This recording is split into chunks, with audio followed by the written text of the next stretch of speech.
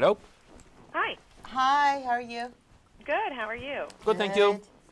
Dr. Golombek, my name is Shiloh Johnson, and hi, Gigi, as well. Hi. I work with EverydayFamily.com, which is a pregnancy and parenting website, and we wanted to talk with you today about RSV and inform our members of, the risks and, what we don't know about it, and then how we can obviously hope to prevent it. So, Dr. Golombek, could you tell us a little bit about RSV and why it is that we're seeing, a rise in cases right now? Sure. RSV stands for respiratory syncytial virus. It's a very common virus, very contagious also, that gives you symptoms similar to a common cold or influenza. The problem is that when it affects premature babies delivered before 37 weeks gestation, it can really give them a very, very serious disease. There's about 125,000 babies hospitalized for RSV in this country every year, and about 500 infant deaths secondary to RSV. We have seen, because these babies don't have very well developed lungs, and they also do not have enough antibodies to protect against this infection. Compared to last year, we have seen anywhere between 10 and almost 40% increase of RSV infection in this season. RSV season usually runs from November through March or April, and it really varies from state to state, but the CDC statistics when they're reported are showing a pretty significant increase on the past compared to the past year. Wow, that's scary. So the biggest risk factor is for those premature babies. Is there a time period when they kind of outgrow that risk? Well, it really depends, because for the first 2 years of life, for sure, they're still at risk if they were born before 28 weeks gestation, and that's the American Academy of Pediatrics recommendation for prophylaxis, but also if they're term babies and they have something called cyanotic congenital heart disease, when the heart is not well made or well formed, and because of that the connections are wrong and they're blue or cyanotic. They are also at risk if they have neurological diseases or some other problems where things don't work very well. They can't really fight this infection very well. They acquire the disease, as pretty much everyone does before 2 years of age, but they acquire a very serious disease that could end with being re-hospitalized and going back to an intensive care unit after having, if they were very tiny preemies, having been in an NICU for anywhere between a month, 2 months, up to 5 months or more. So it's a pretty traumatic event for the families to go back to a hospital and even risk losing the babies again, because there is, even if it's not a whole lot, 500 deaths is a significant amount. Yeah, well, even one death of a baby is absolutely significant. Yes. Now, Gigi, I see here that you had a premature baby. Did you have an experience with RSV? Oh, yes, definitely. And to follow up with what Dr. Golombek said, I mean, our son Alejandro was born at 24 weeks in England, in London, England. We spent 5.5 months within the neonatal intensive care unit, lots of complications there.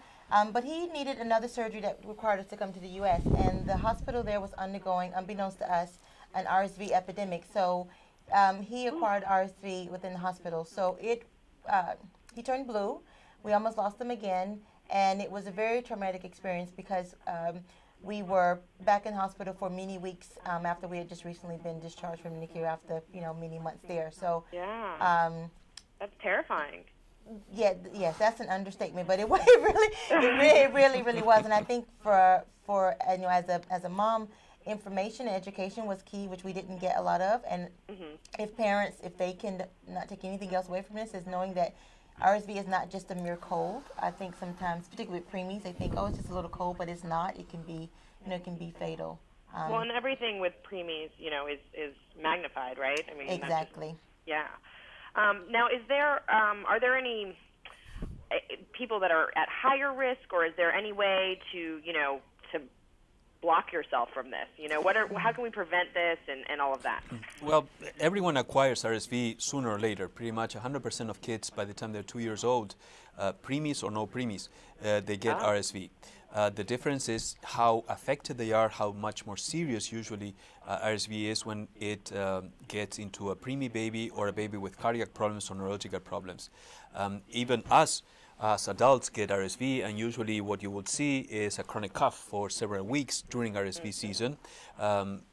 again, it's anywhere between November and March or April, so you could get it, but if you are a normal host with a normal immune system, you get affected by the disease, but you don't get that sick.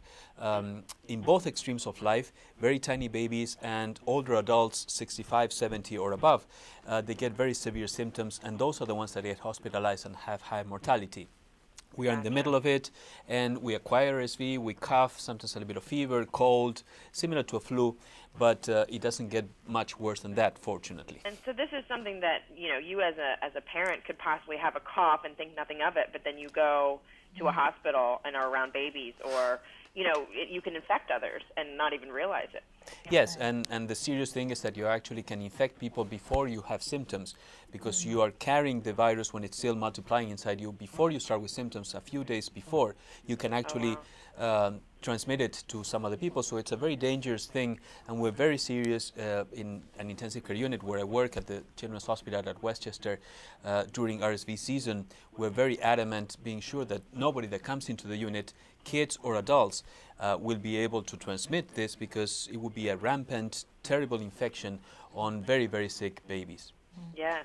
And that's something that we did, as a family. Once we found out about it, making sure that we educated ourselves and our family members. So we minimized during RSV season for Alejandro, minimized visitation to almost none.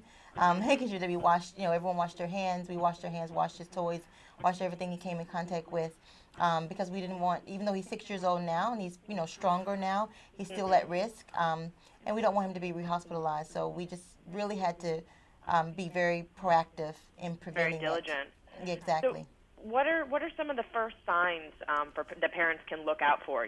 What's the first thing you would see as a parent?